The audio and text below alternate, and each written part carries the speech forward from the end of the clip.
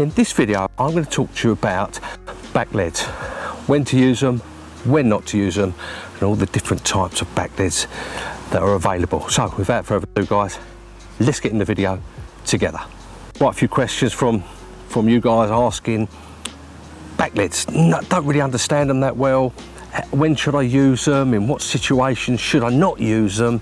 A quick video of how I use backleads and situations when I don't use backleads. Now, lots and lots of different companies make backleads. Generally, there's about 2 different types of backled, and then there's a third one where you can make your own backled. Now, there's one called a captive backled. Fox do these are the best ones. These are the most expensive ones, but these are ones I favour, and they're called a captive backled for a reason. A fluorescent piece of cord attached to the backled, a little latch which undoes, and then you put the latch onto the line, lower it down into the water off the end of your rod tip, and it's still attached to your captive bit of plastic here. What does it say? Allows you to fish a heavy backled and tighter lines that release on the strike, leaving your main line free from a bouncing lead. Yes, so the main benefit from using a captive backled is that it will come off when you pick the rod up, when you've had a take, it'll come off and you won't lose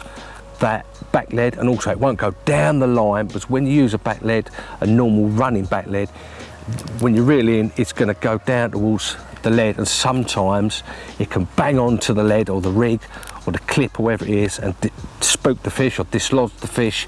And it's another thing to get caught up in the weed. So I always favour the captive backleds. Another good reason is you don't ever lose these. You know, once you've bought them, they are expensive. I think they're about 15 quid each, but once you've got them, you won't have to buy another one ever again. Then you've got your normal sort of backleds here.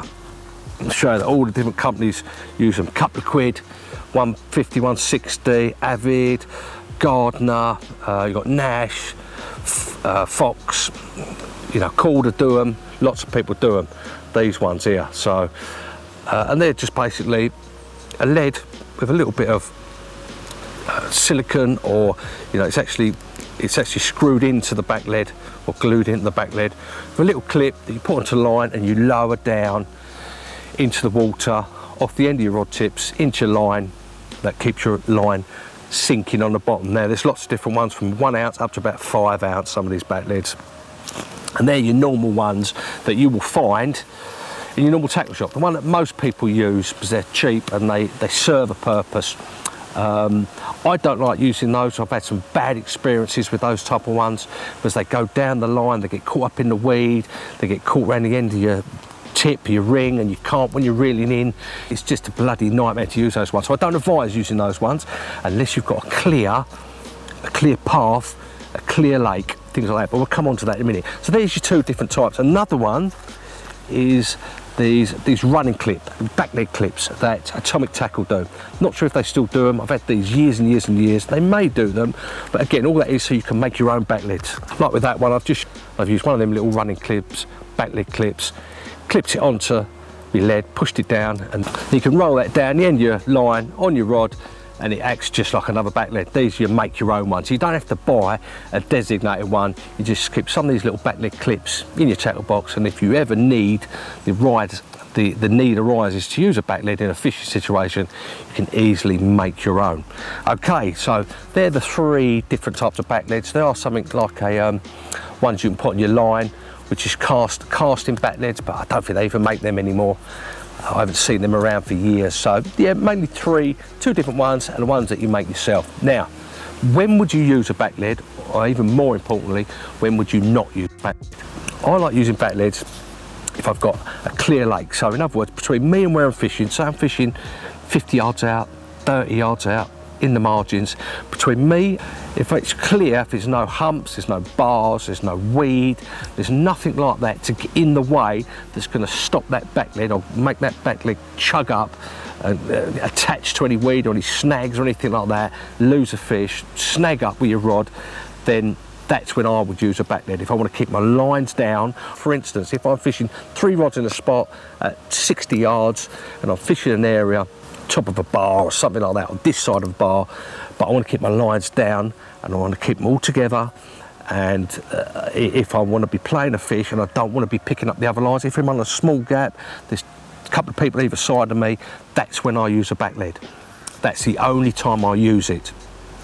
I've used it fishing 2 snags, but the bottom of the snags are all clear, so I'm fishing out there and I'm fishing 2 or 3 rods in an area, but if I catch one, I don't, and I've got deep margins and I want to be playing these fish up and down in the margins, that's when I use a back lead. So it gives me a chance to be able to play these fish without getting caught up in the other lines. So that's one of the other reasons why I use a back lead. When I wouldn't use a back lead, the situation is the total opposite of when I would do. If I've got snags or a bar or weed or debris or anything in between me and where I'm fishing, why would you use a back lead? It's only going to cause you problems. You're going to get that back lead caught up in the snag, the weed, anything like that, twisted up, and you're not going to be able to reel the fish in, gain line on it, because the back lead's going to be choked with whatever it is getting around that, the clip or the lead, and you're going to lose the fish. More importantly, you may even have to cut your line, you may get cut off, and that fish is going to be dragging that back lead and all that weed snag around with it. So don't use a back lead in any situation where between you and your baited hook link, your spot you're fishing has got any bars, plateaus, weed, snags, anything like that. Otherwise you're just asking for a recipe for disaster. So basically, if there's anything between you and the area you're fishing, don't use a back lead.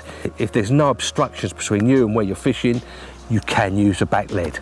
As I say, I like to use them when I'm fishing 3 rods on a spot or 3 rods out in an area where I'm quite tight with where I'm fishing and I've got deep margins, and I like to play the fish.